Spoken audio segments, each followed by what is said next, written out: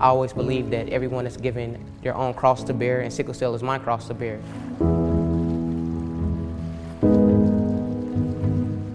Sickle cell disease is a genetic blood disorder. It's seen primarily in African Americans. What happens is the red blood cells lose oxygen. The cells become a sickle shape. It clogs up in the blood vessels, which in return causes pain. Trying to manage a regular life along with an illness can be very stressful. And I remember being in that hospital bed and telling myself that, I want to quit.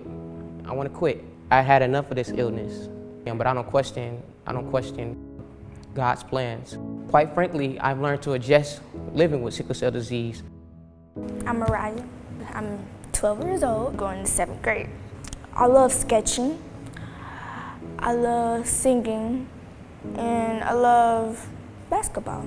I'm going to be singing the national anthem at the Women's National Basketball Association. Yeah.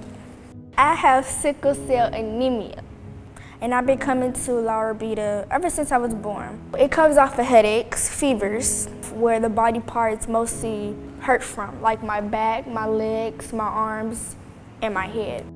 It always comes down to me going to the hospital and staying there.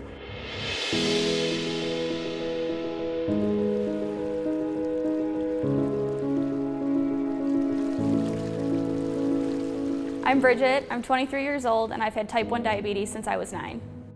After seeing my grandparents' health fail from this disease, and then watching my uncle wither away, it's really impacted how I take care of myself. It means I'm constantly watching what I'm eating and what I'm doing.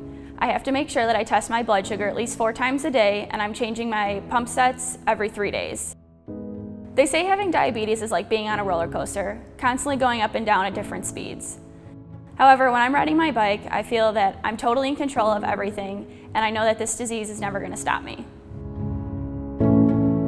My name is Macklin, and I'm 11 years old. I have had type 1 diabetes ever since I was 15 months old. Type 1 diabetes basically means that your pancreas breaks.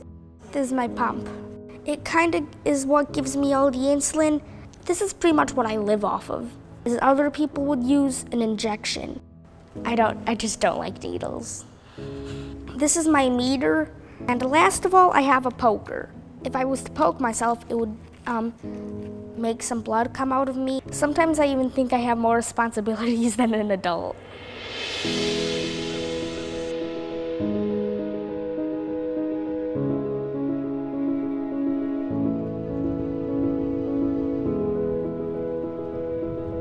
My name is Lawrence Clark. I have a mild case of cerebral palsy where it affects your motoring skills.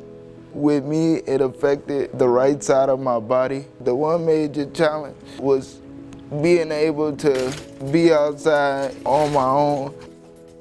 The therapy that I received at Rabida was practicing balance and walking up and down flights of stairs. They designed braces to help me stand up straight and walk. They always called to check on me and made sure I was doing well. They became a family to me. It's always best to stay determined and never give up because you are in control of your future. Things that we take for granted is tough for a child that has cerebral palsy. It's tough for her to climb the stairs because she cannot walk. She knows that that is our goal, and that's what she's going to do because that's what she wants to do. She's never seen anyone that has cerebral palsy walk. Nice to meet you. How are you? What's your name? My name is Lawrence. What did I tell you about one day you're going to be doing what? Walking. Look at Lawrence. Yeah. Look at Lawrence right here. Look at him. Yeah. And he's driving. And he went to college. Yeah, man, you can do the same thing. Just gotta keep up with physical therapy and never quit. Never quit. Never give up. Never give up. No chance.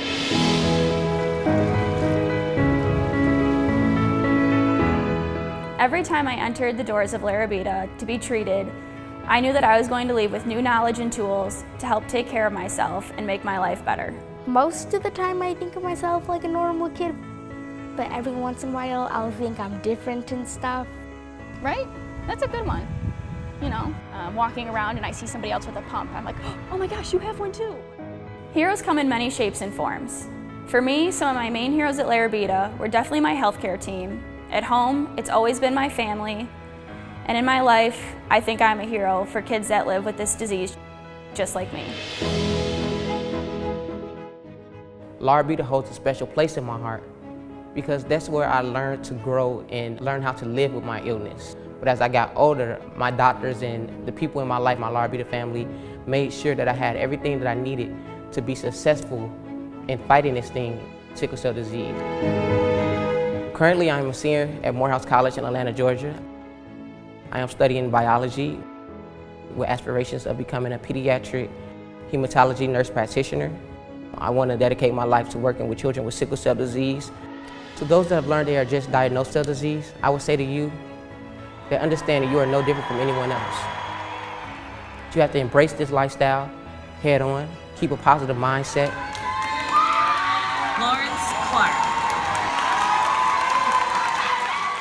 Be strong mentally and physically. Understand that this cannot defeat you, that you have the power in your hands to defeat this. As long as you keep pushing forward, understanding that you have people by your side, that you can be great and do whatever you want in life. Don't let this illness stop you.